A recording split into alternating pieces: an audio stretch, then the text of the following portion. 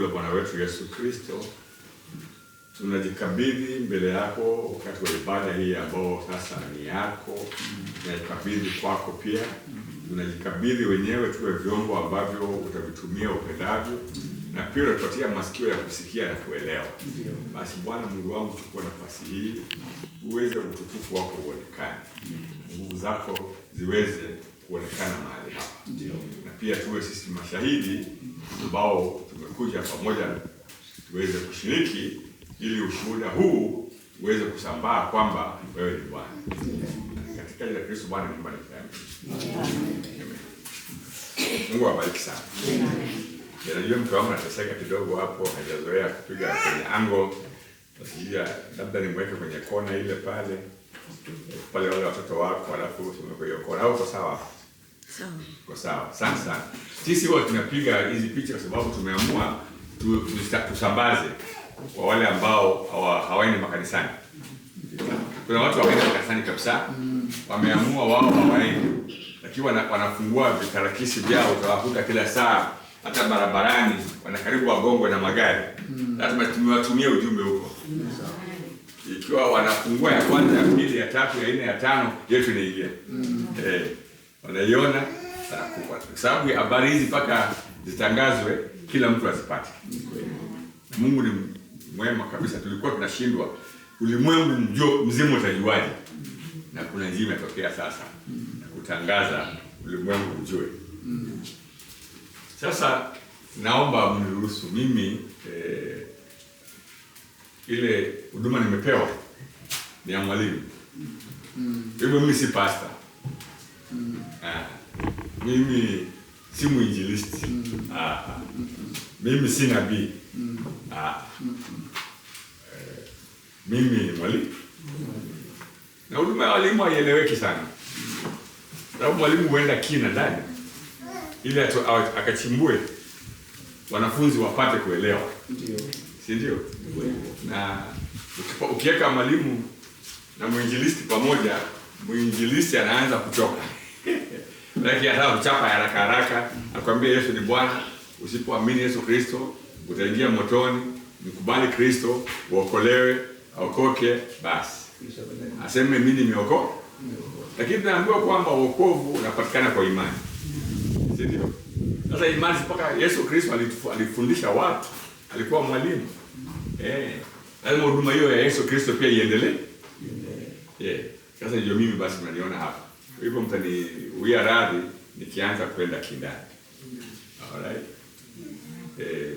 Kwanza nataka kujitambue. Huwezi kwenda mahali alafu ukaanza kuongea na watu na hamjakubaliana kwamba nyinyi watu wa sawa kwa pamoja. Ndio. Sasa katika mimi naamini kwamba kwenye kitabu cha Wakorintho wa pili mstari 3 pale hadi 3 kuanzia 1 hadi 18 tunapewa habari fulani. Alright? Na andikeni mkasome. Maana mwalimu sana anawapatia tu chapter. Mwende nyumbani mkasome. Kwanza jambo kubwa ninapenda na nataka kusema brother nisamee. Mimi sipendi kukaa na watu ambao wasomi Biblia. Maana wamezoea kudanganya. Na mimi nataka nikisema jambo ambalo silo uniambie hapana, imesemekana hivi.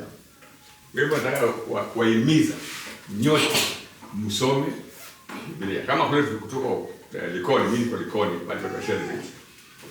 Kuna programs zinaendelea. Tulisoma Waebrania tukamaliza. Sasa tuko katika kitabu cha Waefeso. Tunaendelea tunachukua kitabu bado kusoma chote. Alright? Tunachukua kitabu kusoma chote. Sababu mimi kama mwalimu, unajua sasa mapasta kazi yao tofauti. Siwezi kuambia watafanya nini. Lakini walimu naamini kwamba mpaka uende kwa syllabus. Watu waanze kipengele kimoja. Ndio siku moja mtu na yeye pia akiamka kuzungumza anaongea akijua nimetoa wapi. Praise to God. Amen. Wewe nataka kuhimiza mwe wasomaji wa Biblia, na pia tuna tabia ya kurukaruka. Tunasoma mistari mitatu hapa, mstari mwingine kule. Hiyo ni ya mahubiri. Alright? Sababu mhubiri hana muda. Lakini wewe mwenyewe chukua kimoja ukisome, kama ni Yohana, anzia mwanzo mpaka mwisho wewe binafsi. Humo utapata mambo ambayo hujawahi kuyaona, ndio unakuja nayo kwa mchungaji. Namwambia mchungaji, hebu nieleze hii ni nini. Tunaelewana? Basi Mungu awabariki. Nikisema mimi nasikia raha sana. Kwa sababu ni kwamba na iwe hivyo. Na mimi naogopa sana sababu haturuhusiwi kwenda mahali ambapo sio nyumbani waanze kufundisha, lakini brother ameniruhusu. Amesema ni nyumbani. Maana doctrine iko tofauti sana. Mimi siongei doctrine. Ndio. Mimi naongea kuhusu neno la Mungu. Amen. Alright. Doctrine yenu hapa mtakaa nayo. Lakini neno la Mungu ni lile jana, leo na hata milele na hatabadilika. Amen. Praise to God. Sasa jambo moja muhimu nataka kuanza kusema kwamba sisi ukikaa hivyo unajiita kama nani? Mimi ni mwaminio. Mimi ni ujumbe.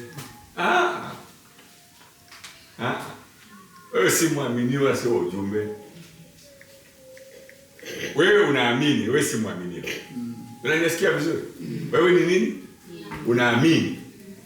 Sasa kama unajiita mwaminio, hata yule anaamini mganga si mwaminio tu. Au nini? Si pia anaamini. Sasa mkisimama yeye anaamini mganga na unaamini Yesu Kristo, sisi ni waaminio, atakayejua tofauti ni nani? Lazima tuwe na tofauti ambayo inaonekana. Sisi kabisa ni maandiko. Kimya. Sisi ni nini? Ni maandiko. Ni maandiko yaliyoandikwa kwa Roho Mtakatifu. Amen.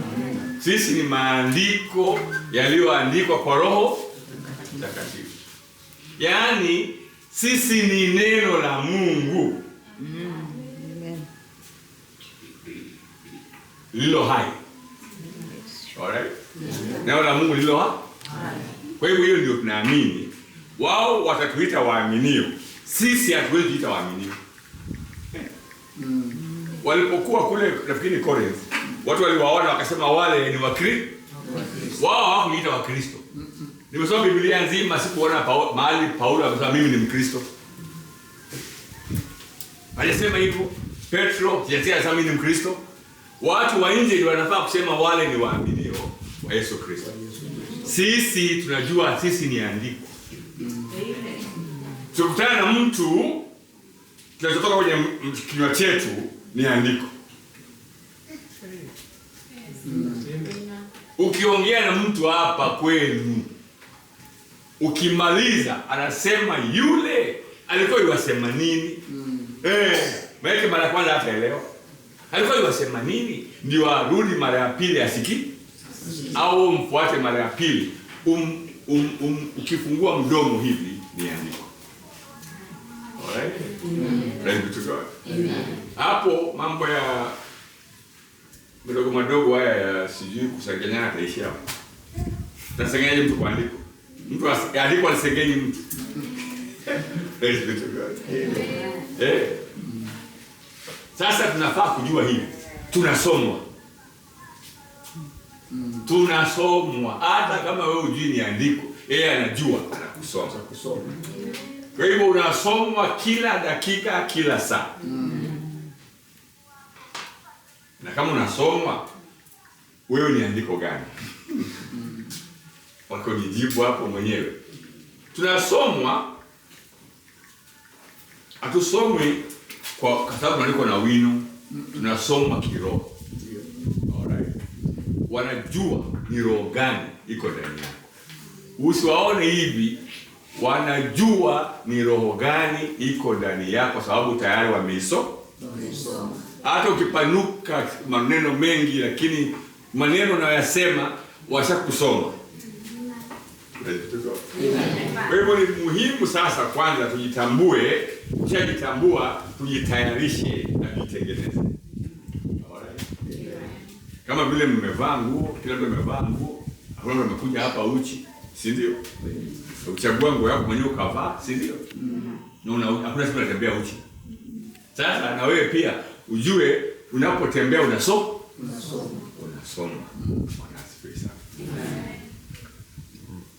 Sasa tukiwa tunasoma vile ndio tunaitwa nyaraka. Alright? Na hii barua tunasoma sisi tukiwa nyaraka, tunasomwa wakikompea na Yesu Kristo.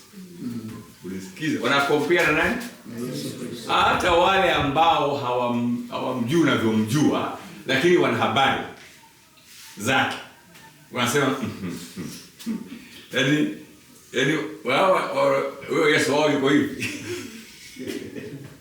Anasema tumjua sisi tunavyomjua hayuko hivi. Kwa hivyo hawa hawafanani na yeye. Alright.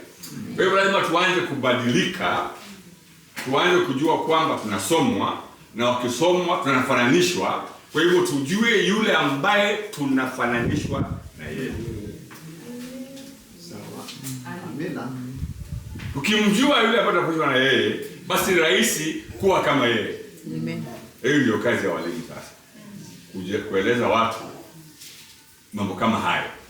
Sasa unaona mimi sijafika sijiona kama ningekuwa sasa mimi ni wale wahubiri wengine ningekuwa sasa nishachapa neno kweli. Lakini sasa neno langu ni hilo. Sasa mimi napenda kuimba huu wimbo sana.